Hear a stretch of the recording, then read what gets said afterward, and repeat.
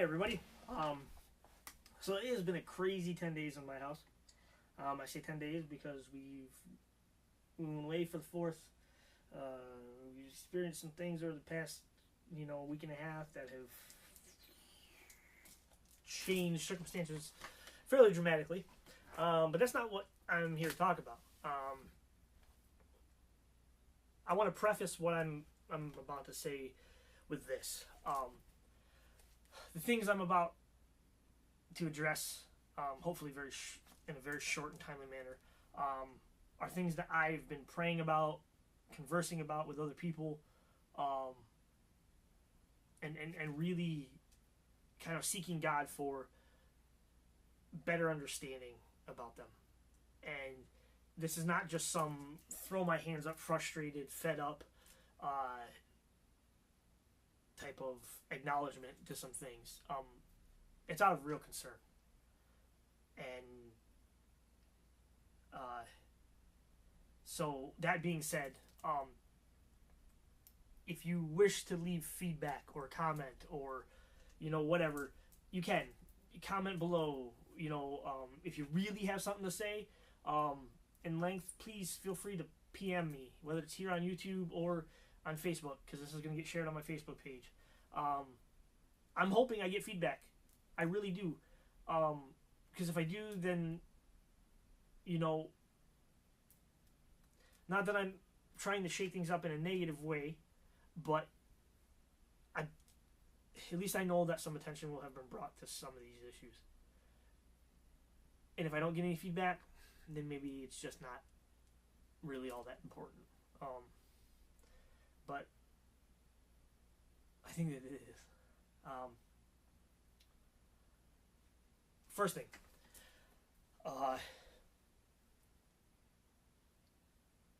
the modern church, universal, seems to be operating under an idea of independent mentality. When God created the church, and as it grew, what I really believe God's idea for it was something along the lines of those paint dot pictures that you see in museums. The ones that when you're real close, there's just a bunch of dots of regular of color. They don't really look like anything, just like a jumbled mess of dots. But when you go stand across the room and you see the whole canvas, it's just this beautiful park scene. To me, that's what the Church Universal is.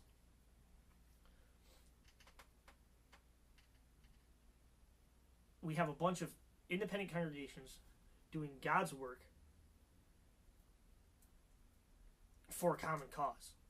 The only difference is, in some cases, the difference between the way that the church operates and that picture that God used as, was like the metaphor for how God set up the church, is that all of those dots are working together to create that picture, to execute that plan. Whereas sometimes within the church, all of the dots aren't working with the other dots. There's kind of an us and them mentality. And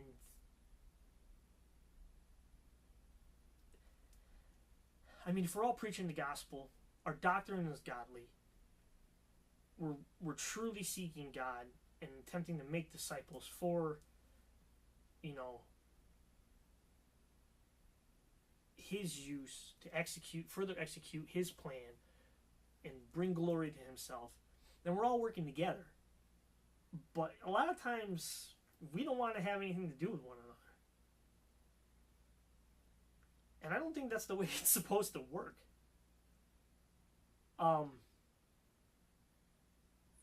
Yeah, we're all working in different buildings and in different areas sometimes, but sometimes we're not that far apart and we're still not wanting anything to do with one another.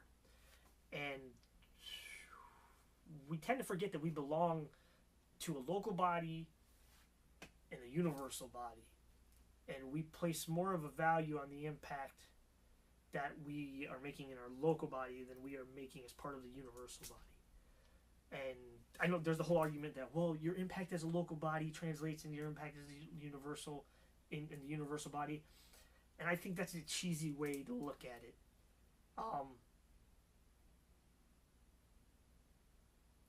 God called us to reach out to all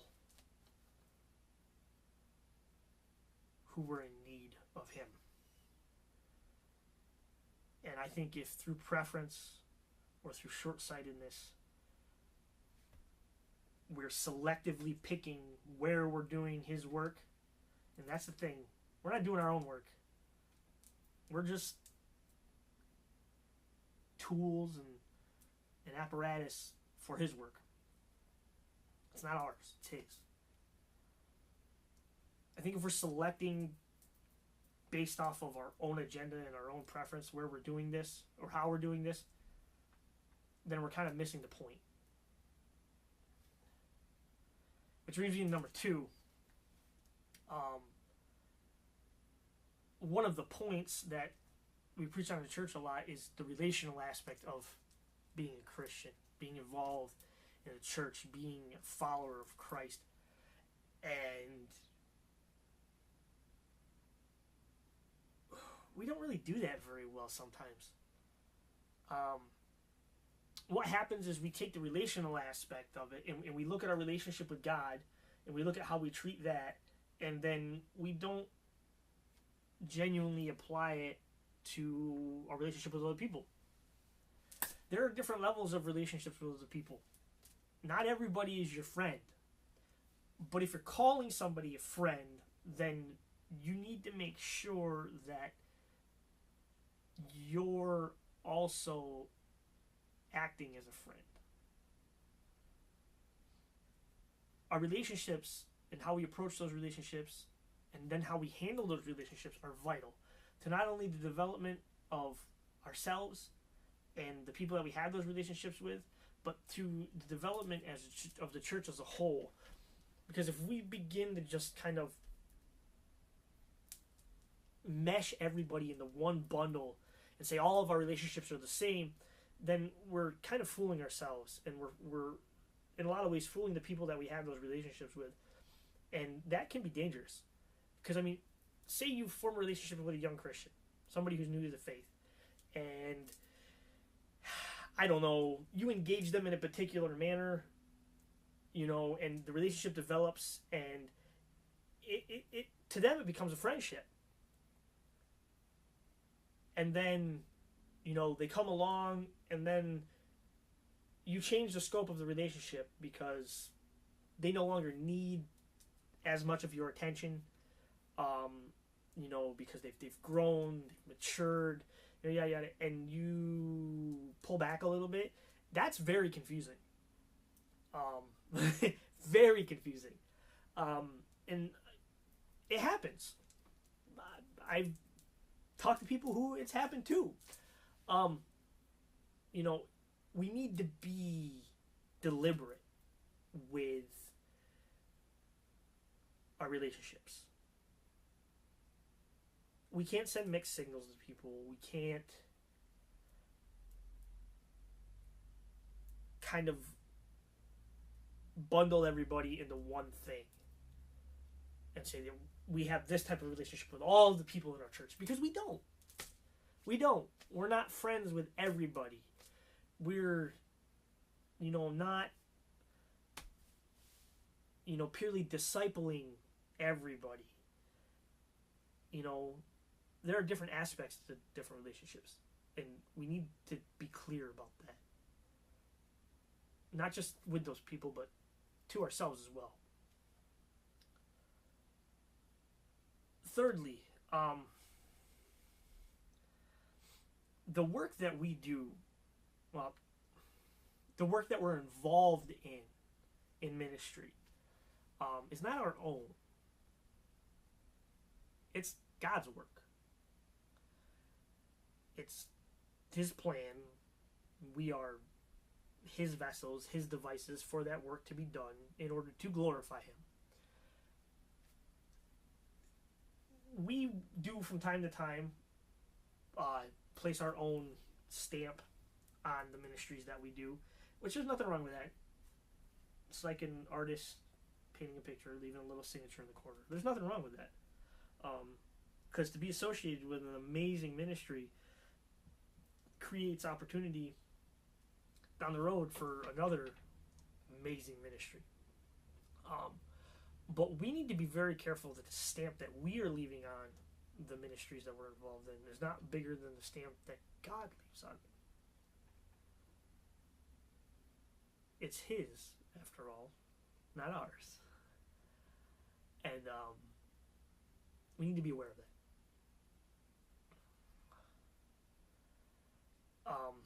Lastly,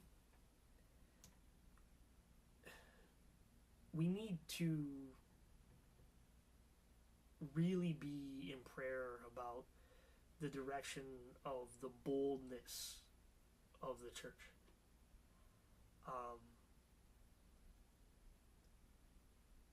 Believe me, I don't have an issue with the church being bold.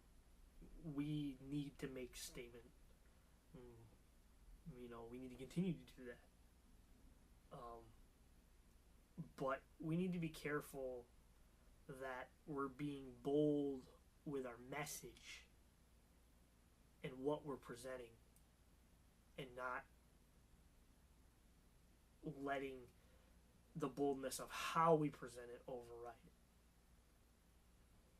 Be bold in content, not bold in noise. Because if the noise overrides the content, then all we are is a nuisance.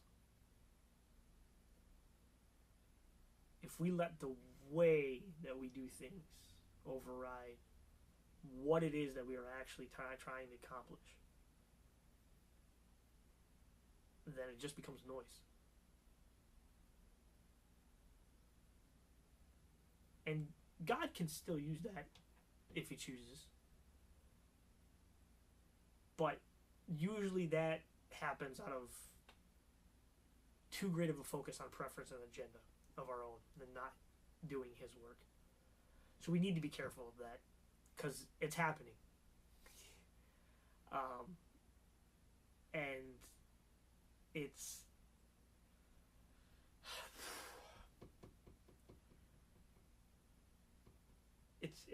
frustrating, because I want to be out there with you, but we can't just make loud noise and not have the message heard.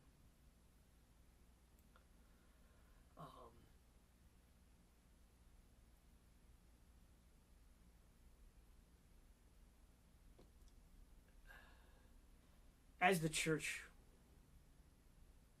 we've been a part of some amazing things.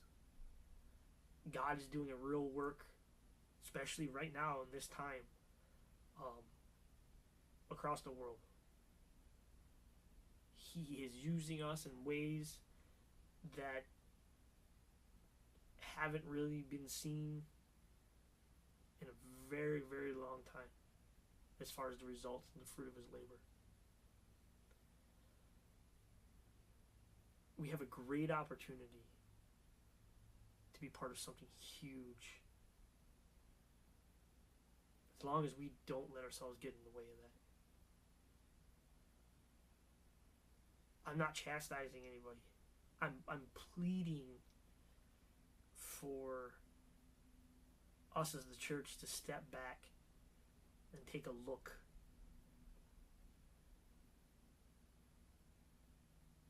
We have the foundation that we need. It's there. That rock is there. It's never gone anywhere. It hasn't shifted. It hasn't changed. We've got the rock for the foundation. The church has been built upon that, will continue to be built upon that. But in the modernization of things, I think from time to time, we've kind of built over it. It kind of got hid by the structure. I don't think it's ever been intentional.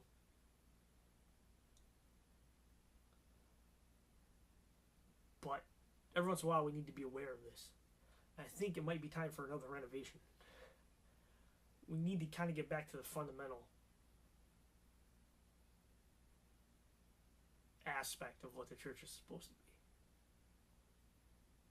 No more of this us and them mentality. No more of this our work talk, because it's not ours. And there is no us and them. If you're a believer in Christ and you are saved, it is we. We're doing His work.